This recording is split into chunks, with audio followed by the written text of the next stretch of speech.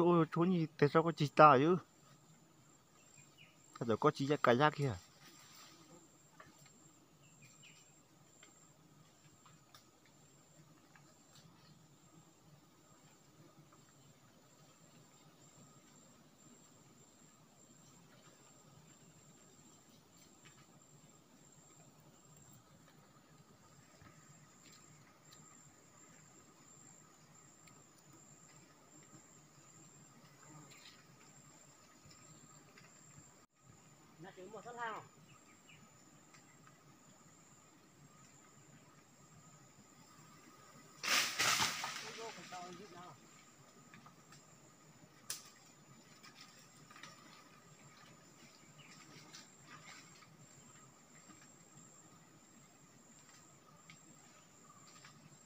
Thông chí dẫn lôi vào nhung.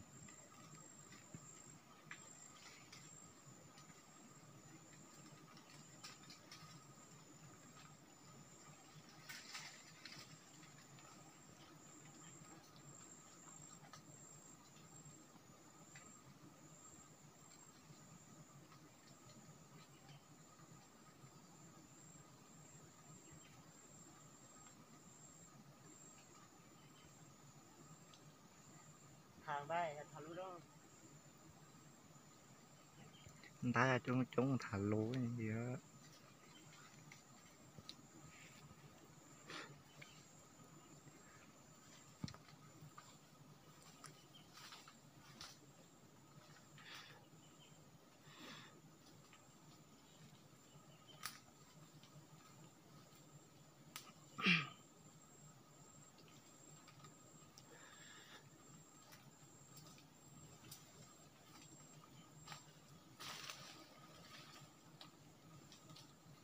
Đánh sai kịp rồi.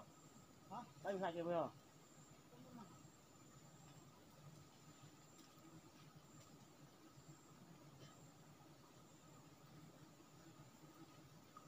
Thế cho có chị ta ấy. Lại té kia rồi. Phải rồi.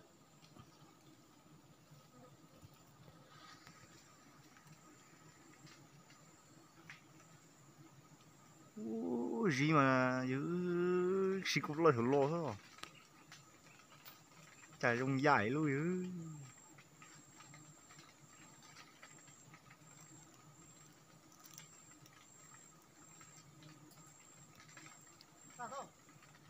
Tôi có soi vài có. Trên chuột chúa. Chúa mẹ.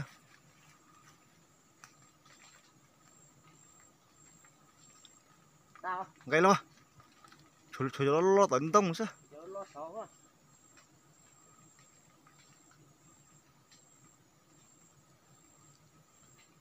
Đã mà chúng đi trông xưa già chua linh nở xưa đó chua ấy lùa trai già tua xưa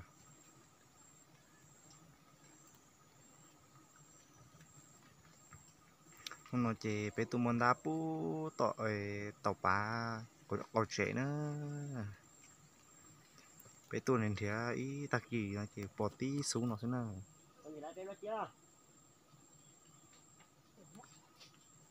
nó chỉ xuống nó thì nó cái gì chỉ ý tưởng cho mua xí nữa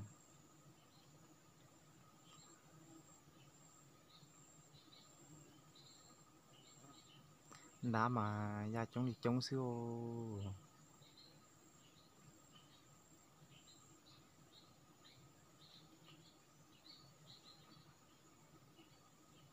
Cái này nó là ớt toán mấy người là có củ.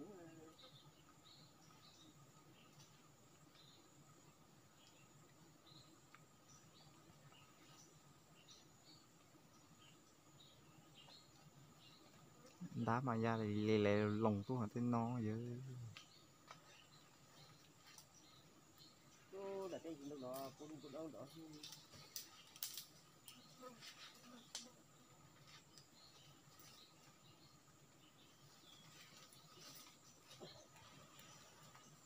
Chào à. lì rau chị bé mà đi sai mua đồ lì xú nữa lì xú nó chị bé mua lò tài nhau mà xí nữa Cũng cho chuột đó.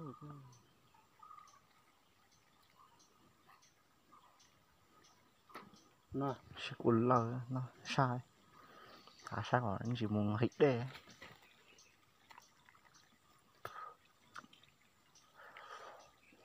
cho mình chứ không mẹ cổ. Rồi nó muốn tới châu chỉ muốn chơi đai muốn tới châu khổ lắm rồi chú lại tới châu trả mông.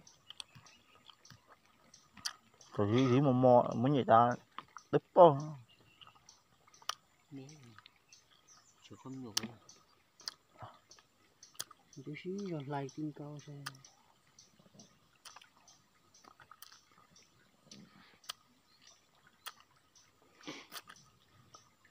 Tin trời đâu mà lại. Chờ lại. Rồi lửa trâu nữa không. Tôi bắt tay một cho tôi lo lời chứ.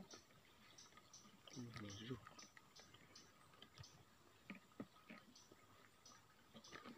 Không là thiệt thông lô. Tôi có thua có xuống lại đắp rồi nha. Tôi còn cho lại cho kỹ không có. Tôi vô.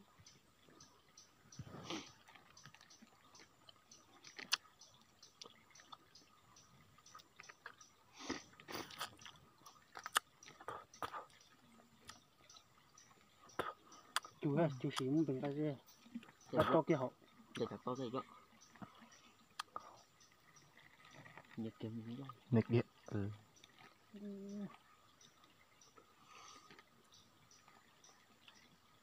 Cái liên á. Xem một cái.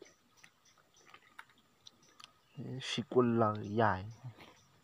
Nó áp này. Cái gì chia nhỉ? Để block kia hơn xuống rồi. Cái đó mình thấy đi lo nữa. Nó cái này nằm muốn mà bỏ vô cho con hướng trai bỏ tan đó. Nó đuôi á. Nó cái này nó đặc hiệu của chia. Yêu con hết chia. Nó tay cho con hướng trai bỏ tan đó.